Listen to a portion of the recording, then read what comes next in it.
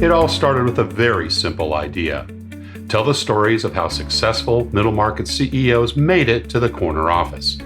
I'm Brant Handley, founder and managing director of Resource Options International, or ROI.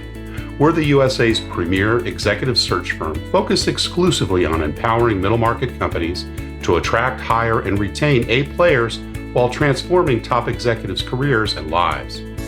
ROI's Into the Corner office is dedicated to discovering how middle market CEOs advance their career, and we're making these remarkable and sometimes quite unbelievable stories available to you for the very first time.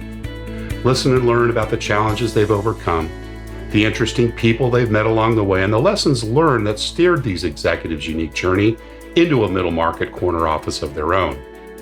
I know you enjoy these CEO stories as much as I've enjoyed recording them, so thank you for listening today. And if you like what you've heard, rate us on iTunes or wherever you get your podcasts. I'm looking forward to you joining me on the next great middle market CEO adventure into the corner office.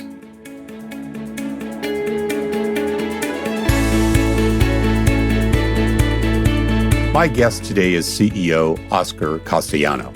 Oscar is the CEO Americas for Deezer since 2016. In his role, he accelerates growth in the Americas by further developing existing markets, entering new ones, and creating new business opportunities, both directly and via partners. He has over 20 years of industry experience, having worked in IT, telecom, and consulting, holding various senior management positions in companies like Brightstar, BlackBerry, Orange, and Andersen. Born and raised in Spain, Oscar speaks English, Spanish, and Portuguese. Oscar Castellano, welcome into the corner office.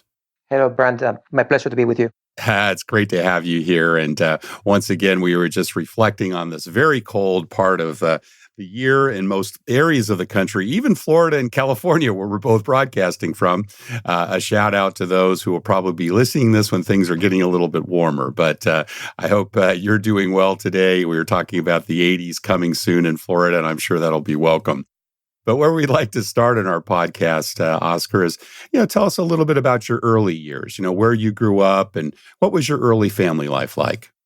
So I was raised in Madrid, in Spain. And when I was kind of 5 years, we moved into a location in Madrid, close by, 20 kilometers away from Madrid capital, that is called Torrejón de Ardoz. Torrejón de Ardoz, it's nowhere in the map, really.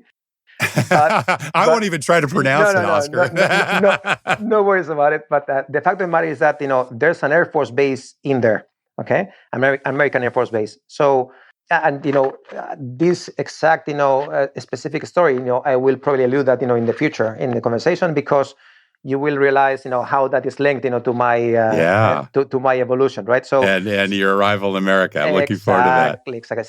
Since I was a kid, I was really, into the American culture because of being, close to the Air Force Base, American, Were there quite a few Americans in the small village? Were your parents connected with the base at all? Exactly. So that influenced definitely, myself and, the early days, right? Awesome. And again, it was a middle-class family, quite normal, father working as a lawyer and a detective as well.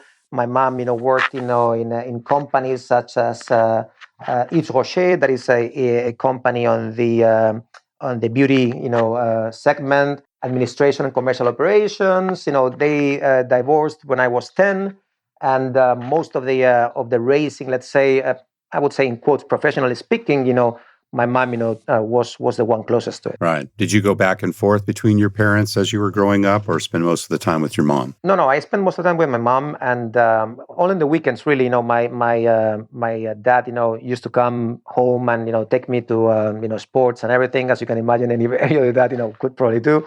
And during the summertime as well, I was spending some one-on-one, nice times with him, going across, Spain. So that's what I would do. Did he move away? Was he in another location? Yeah, indeed. Brothers and sisters, any other influencers? No brothers, no sisters. And indeed, my family, as I always say to my wife, that it's kind of the opposite. My wife's family, only one brother, but, it's extended in terms of, uncles and aunts and, cousins and everything. Mine is super small. So we have, I have no brothers and sisters.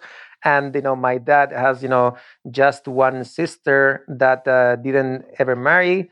and my mom has no brothers or sisters either. So at the end, it wasn't the big Spanish family that we hear so much about. No. It was quite a small one. Well, who were some of the early influencers then? And I can imagine that American Air Base perhaps had a little bit of an influence. That's exactly what I mentioned before. So yes, American Air Force Base and Americans overall, set a very early influence in everything that I've probably done. After that. How so? Were there ones that you met? Did you go on the base? I mean, were there people in the town? How did it influence your life? So have this in mind. My closest neighbor, meaning by the way, I was living on an apartment on a building. My flat was a ninth one, and my neighbor was indeed American, and so that as an example. I just came from Dallas. Probably it was like sorry, I wasn't just, but I came from Dallas in Christmas time frame. When I spent some time, in Park City, skiing, and I was stranded in Dallas going there. When I was stranded in Dallas, all of a sudden I remember, that my childhood, neighbor was living in Dallas. So I called them, and we spent some time together. So, by the way, over the years we've been in contact and so on. And I've always loved, by the way, to maintain contact with those persons that in life you believe that are your friends, and you have such mutual relationship, right? So some early American imprinting there, and they were, I'm sure, quite kind to you. What did you go to a local school, private, public? What was your educational background? So I went to private schools for 3 years' time when I was in, Spanish fifth grade. That I don't believe exactly the same as yours. But anyway, more or less, around those dates, I was moved, to a public school for 3 years. But then, out of that public school, when I went into high school, I went to a private high school. And then from there on, I went to a private as well college. Were you a good student? Yeah. I mean, I was a good student, and always my intention was always to, I wouldn't say to be the best, but try to be amongst the top tier. Let's put it, politely, right? And it's not just, I always believed that in anything that I did, whether it could be, sports, or could be, mathematics or chemistry or physics or, computer science at the end, etc. I always wanted to be on that group that at the end, sets the pace more or less. Okay. So yeah. What were some of those outside activities? You mentioned sports. I'm sure you played soccer or American football, as we call it. In Spain, you can probably imagine that soccer is quite popular. So yes, but to tell you the truth, I didn't play soccer as meaning 11 against 11. I played soccer, what we called futsal soccer, which is a 5 against 5. Street soccer, right? Street soccer. Okay, so smaller teams. So you get it. So that street soccer was quite popular in the 80s, in Spain, and indeed, as a reference, the one of the teams of my hometown, meaning Torrejón, at the end had been for many years European champion, indeed, of that kind of street soccer. So it was quite popular. So it was really quite organized, yeah. Wow. Indeed. It was a very very big, and lots of teams, and I went from one team to the other. I wasn't, honestly, I was never like a super class in soccer. I practiced as well a lot of tennis on my early days, and I loved tennis quite a lot. But I was